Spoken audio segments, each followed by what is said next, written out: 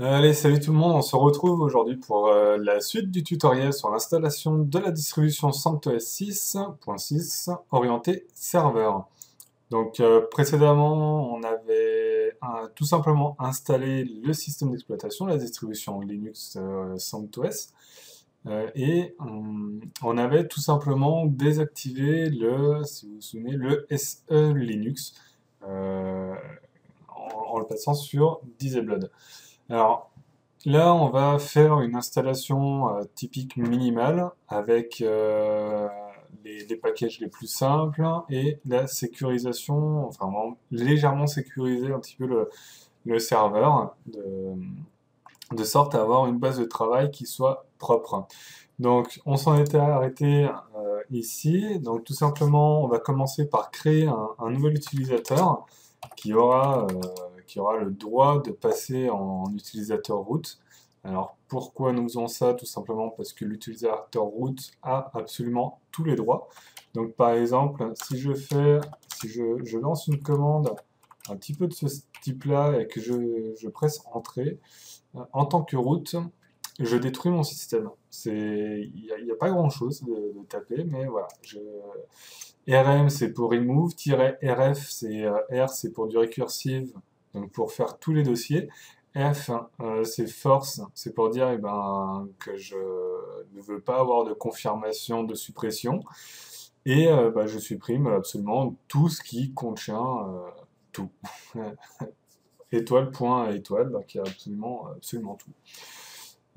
Donc on va créer un utilisateur qui aura le droit, enfin certaines permissions pour pouvoir passer en route, pour pouvoir lancer des commandes route en tant que sudo. Donc user add pour ajouter un utilisateur. Alors suivant les systèmes d'exploitation Linux, ça peut être user add ou add user, ou des fois il y a un alias sur les deux. Donc user add avec le nom de l'utilisateur, et ensuite on va lui créer un mot de passe, donc password, enfin passe W, le nom de l'utilisateur auquel on veut créer un mot de passe. Ici, il nous demande le nouveau mot de passe que l'on va rentrer, donc je vais taper le mien. Alors, les mots de passe sur Linux ne sont jamais affichés, tout simplement, ça permet d'avoir une petite sécurité. Si quelqu'un regarde votre écran, il ne peut pas savoir le nombre de caractères que vous avez tapé. C'est un petit truc à savoir quand vous tapez un mot de passe. Que ce soit pour entrer, quand vous venez de vous connecter ou autre, les mots de passe ne sont jamais affichés, sauf quand vous créez des certificats. Alors, on va se connecter pour voir si ça fonctionne. Donc, on va taper sous Tyler pour voir, et je me connecte bien. Alors, on est en tant que root, on a le droit de se connecter auprès de n'importe quel utilisateur, enfin de se faire passer pour n'importe quel utilisateur sans forcément rentrer leur mot de passe. Un petit truc, un petit truc sur les distributions Linux. Mais bon, ça peut être, on peut bloquer ça, hein. Donc voilà, donc l'utilisateur Tyler, lui, pour l'instant, il a bien le droit de se connecter en tant que root, de se connecter. Alors, on va se déloguer. Donc pour se déloguer, c'est CTRL D ou bien logout. Bon, c'est non, même pas. Ouais, c'est pas un shell, donc c'est exit. Mais bon, CTRL D, c'est bien plus rapide. Ensuite, on va donner les droits à cet utilisateur de pouvoir lancer des commandes root. Donc, on lance usermod-g. Donc, en fait, on lui met un groupe wheel. C'est un groupe de roues. Et on va aller le rajouter dans le système de connexion de Linux. Donc, via etc pam.d sous. Et on va tout simplement décommenter la ligne auth require palmwheel.user.id. Donc en gros, cette ligne, c'est simplement qu'un utilisateur qui veut taper sudo une commande, il a le droit de le faire à partir du moment où il fait partir du groupe wheel. Hop, hop. Je vais la quitter. Ah, si. Que je voyais pas le fond. Ok. On quitte normalement. Voilà. Donc notre utilisateur maintenant est inscrit en tant que root. Et donc maintenant qu'on a rajouté notre utilisateur, qu'on lui a créé un groupe wheel, etc., on va rajouter aussi des droits sur ce groupe, puisque le groupe wheel a le droit de s'authentifier, mais il n'a pas les droits d'être super utilisateur. Donc pour ce faire, simplement on tape vi sudo, et on va rajouter une petite ligne, donc pourcentage wheel, donc le groupe, qui tout le monde, égale tout le monde, et a le droit de faire tout. Donc simplement on sauvegarde, on quitte, voilà. Donc là c'est fait.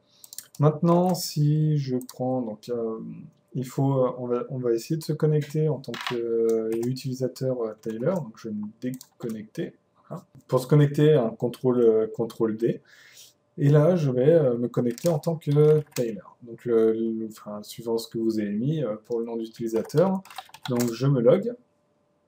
Je lance une commande, donc, par exemple update, pour lancer la mise à jour du système. Il veut pas, il me dit que j'ai pas les droits, je dois être super utilisateur. Donc oui, en effet, pour pouvoir lancer cette commande, c'est une protection. Il faut taper sudo pour dire je veux être sous. En fait, sudo, c'est super, être super. C'est un peu particulier. On lance la commande, donc sudo yum update. Il nous demande le mot de passe, on le rentre, et là, on peut lancer la mise à jour. Alors on se fait passer pour l'utilisateur root, on lance une commande en tant qu'utilisateur root, mais depuis un utilisateur autre. Ça revient à peu près à la même chose, mais ça évite de faire des conneries. Surtout si quelqu'un arrive sur votre poste et que vous êtes connecté en route, vous avez oublié, sur votre poste, sur votre serveur, vous avez oublié de quitter votre session, n'importe quoi, il peut très bien faire un rm-rf de tout votre système, vous revenez et vous êtes content. Donc là, on va lancer la mise à jour du système, donc yum update, et on va tout simplement lui dire oui une fois qu'il a fini. Et on se retrouve dès qu'il a fini. Voilà, une autre petite chose, donc quand vous lancez des mises à jour, vous allez chercher des nouveaux dépôts ou des choses comme ça, souvent Santos va vous demander, une seule fois, hein, c'est toujours pareil, il va vous demander si vous voulez bien récupérer une clé. Une clé du RPM, donc de la repo. Simplement, vous dites oui, c'est simplement pour savoir si vous êtes... C'est un petit peu comme la vérification d'un certificat SSL sur le HTTP. Vous dites oui, parce que souvent, quand vous faites quelque chose sur un serveur, vous savez ce que vous faites, normalement. Si vous le savez pas, vous ne lancez pas la commande en tant que sudo. Mais voilà, bon, pour tout ce qui est mise à jour de dépôt, vous dites oui. Autre chose sur les dépôts, une fois qu'il aura fini la mise à jour, on va installer un autre dépôt, puisque bon, sur Linux, enfin sur CentOS, il y a deux dépôts principaux. Il y a deux types de dépôts principaux. Il y a ceux qui sont dans le système d'exploitation, dans la distribution, à la fin de l'installation, enfin une fois que vous l'avez installé. Alors tous ces dépôts-là, ce sont les dépôts officiels de la distribution, donc c'est toutes les applications qui sont portées sont normalement opérationnelles à 100% sur votre distribution. Ça, il n'y a aucun problème. Et en plus, c'est supporté par la distribution, par la communauté qui distribue la distribution. Tout ce qui est autre dépôt ajout comme EPL, Remi Test et RPM Forge, par exemple, ce sont des dépôts additionnels. Ça ne veut pas dire que les applications qui sont dedans ne fonctionnent pas, au contraire, elles fonctionnent super bien. Seulement, elles ne sont pas supportées, elles ne sont pas forcément supportées par la communauté de la distribution en question. Donc voilà, donc une fois qu'il a fini sa mise à jour, on va mettre en place l'EPL. Le repo EPL, c'est l'un des plus utilisés. Donc super, notre système a été mis à jour. Donc il nous reste deux choses à faire. On va supprimer l'autorisation de se connecter au système à à travers le SSH via le root, et on va rajouter le dépôt EPL. Alors, très simplement, pourquoi on supprime le SSH, enfin l'accès SSH au root, tout simplement pour éviter que quand on vous fasse une attaque, alors si on vous fait une attaque par brute force, tout simplement, il faut trouver le nom d'utilisateur normalement et le mot de passe. Le nom d'utilisateur, le root, c'est le nom d'utilisateur par défaut sur 98% des systèmes Linux. Donc c'est la personne qui sera la plus à même à essayer de rentrer. Après, il y a l'attaque brute force, donc des mots de passe qui sont aléatoires. Donc pour éviter cette partie un peu contraignante, on supprime l'utilisateur root à l'accès au SSH, à la connexion SSH. Donc vous pourrez toujours vous connecter en tant que root directement depuis la machine, donc vraiment sur le physique. Par contre, dès que c'est une connexion externe, elle aura absolument pas le droit d'y aller.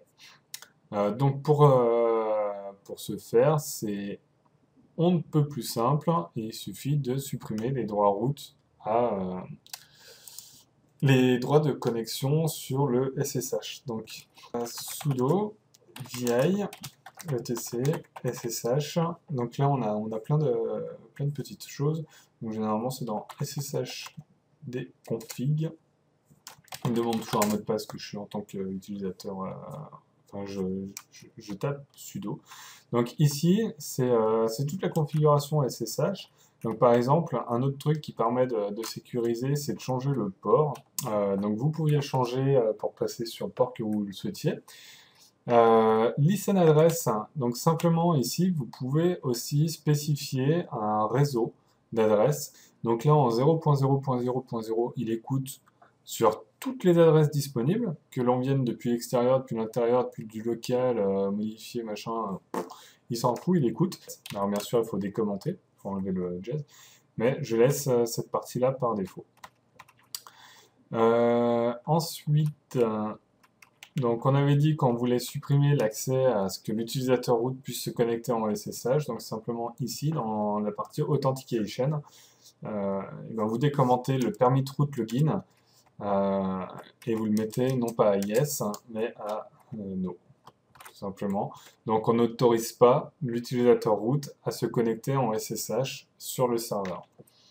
On quitte en enregistrant, donc 2.wq, et on redémarre le service SSH, donc sudo service shd restart. Voilà, donc notre service SSH a bien redémarré, il a bien repris les configurations. Alors, il y a plusieurs, il y a deux façons de redémarrer un service. Donc, soit on tape service, le nom du service et la commande. Donc, par exemple, là, on était sur SSH, donc il y a start, mais là, il ne fait rien parce qu'il est déjà démarré. On a stop, on a restart. De toute façon, si vous tapez n'importe quoi, il va vous dire. Voilà, donc start, stop, restart, reload, force reload, compte start, try restart ou statut. Donc en fait, les seules commandes qui sont principalement utilisées, c'est restart et statut. Alors pourquoi je dis restart et statut? Tout simplement parce que quand vous faites un restart, il va d'abord essayer de l'arrêter, mais si votre application n'était pas démarrée, il va simplement vous dire qu'il n'a pas réussi à l'arrêter parce qu'elle était déjà arrêtée. Et ensuite, il va la starter. De temps en temps, on a besoin de faire le stop, mais voilà. Et le statut pour savoir si notre service tourne correctement. Donc on a cette façon-là, ou bien directement depuis le fichier. Donc etc init.d est le nom du service, et là pareil en tapant les commandes.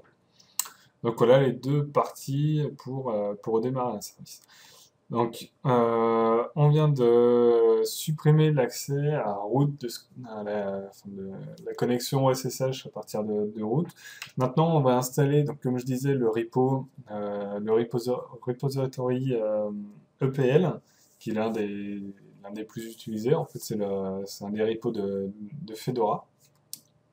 Donc, pour l'installer, c'est super simple, puisque en fait, ce repo Cette base est déjà inclue dans la base des repositories de CentOS. Donc il n'y a pas besoin d'aller chercher son package ou de le compiler, machin, faire un peu n'importe quoi. Simplement, on peut l'installer depuis notre gestionnaire de package, donc sudo yum install, qui s'appelle epl-release. Et quand vous lancez une commande comme ça, si vous voulez pas vous embêter, si vous posez des questions, est-ce que vous voulez vraiment être sûr de confirmer que vous êtes certain que vous voulez installer quelque chose, vous mettez -is. Par contre, il faut être sûr que vous voulez vraiment installer ce que vous lancez en install, -is, et il va pas demander si vous voulez l'installer. Pouf, il le check, il l'installe. Voilà, EPL est installé. Alors, une autre partie pour pouvoir voir où sont, enfin, quels sont les repositories qui sont installés sur votre serveur. Vous les retrouvez dans etc yum.repo.d, et ici vous avez la liste. Donc, on a CentOS, base debugging, fast track, media et vault. Donc ça, ce sont ceux qui sont installés par défaut. Et là, celui qu'on vient d'installer, c'est EPL, donc qui s'appelle EPL et EPL-testing. Il y en a deux. Donc le EPL testing, généralement, on s'en fout. C'est pour ceux qui veulent, qui sont un peu fous, qui veulent tester des applications qui sont pas sûrs que ça fonctionne. Mais bon, par défaut, EPL testing, si on va voir ce qu'il y a dedans, il n'est pas activé. Si vous regardez la ligne enabled, elle est à 0, et pour toutes les lignes. Tout est à 0. Par contre, EPL.repo, lui, il est actif. Donc ça veut dire que dès qu'on va aller faire un yum install de quelque chose, il va aussi aller chercher dans les repositories de EPL. Donc là, on voit bien aussi que les miroirs, ce sont les miroirs de Fedora. Voilà, donc là, on peut relancer une petite commande yum update, toujours en sudo. Alors simplement, il va pas refaire de mise à jour, puisque même sur la base EPL, normalement, il n'y a aucun package de mise à jour, on est sur une install fraîche de Linux. Mais par contre, il va aller taper la base de données de la repository EPL. Ça évite de le refaire à chaque fois. Bon, de temps en temps, il le relance aussi. Hein, il va rechecker de temps en temps, est-ce que ma base de données pour EPL est bien à jour par rapport à ce qu'il y a sur le serveur, etc. Voilà pour cette partie. Maintenant, on va la dernière chose, et après, vous pourrez carrément débrancher votre écran, puisqu'à partir de là, vous n'utiliserez plus du tout l'interface physique de votre machine, mais normalement depuis le SSH. Donc tout simplement, pour pouvoir se connecter en SSH sur la machine, il faut savoir où elle est, où la taper. Donc simplement, la commande, c'est ifconfig. Ça change de Windows du ipconfig. Et là, on a nos deux interfaces, donc ETH0, donc ETH pour Ethernet, et LO, c'est la boucle locale, c'est le localhost. Donc celle-là, on s'en occupe pas. Nous, ce qui nous importe, c'est ETH0 et son adresse IP, donc en 192.168.0.51. Donc maintenant, si je lance PuTTY, et que je tape ma commande 192.168.0.51, que je me connecte, sur ça apparaît jamais au bon endroit, j'arrive sur mon serveur. Petite chose, il va sûrement vous demander si vous voulez bien enregistrer la clé RSA. C'est à chaque fois que vous vous connectez pour la première fois sur du SSH, les serveurs vont PuTTY va vous demander ça. Donc simplement vous mettez oui. Donc là, on va prendre un exemple tout con. Je vais essayer de me connecter en tant que root. Alors normalement, SSH doit, voilà, il me refuse. Le mot de passe est bon, hein. Ça c'est sûr. C'est simplement que root n'a pas le droit de se connecter en SSH. Donc quelqu'un qui va essayer de se connecter sur votre serveur SSH à partir de root, même s'il tombe sur le bon mot de passe, il se fera dégager. Donc on va quitter ça. Alors, le petit truc, c'est qu'il faut, quand vous vous trompez de nom d'utilisateur ou de mot de passe plusieurs fois, ça quitte la station, vous ne pouvez pas revenir sur le login as. C'est un peu chiant, mais bon, on s'y fait. Donc là, on va se connecter avec l'utilisateur précédemment créé. Voilà. Je peux me connecter tranquille. Et maintenant, j'ai enfin mon serveur euh, qui est, euh, qui est actif et qui est disponible à jour en minimal. Voilà, je vous remercie d'avoir suivi ce tutoriel. Si vous avez aimé, cliquez sur j'aime, ça me permettra de faire venir peut-être un petit peu plus de personnes. Et puis, on se retrouve ouais, dans un prochain tutoriel. Allez, à bientôt!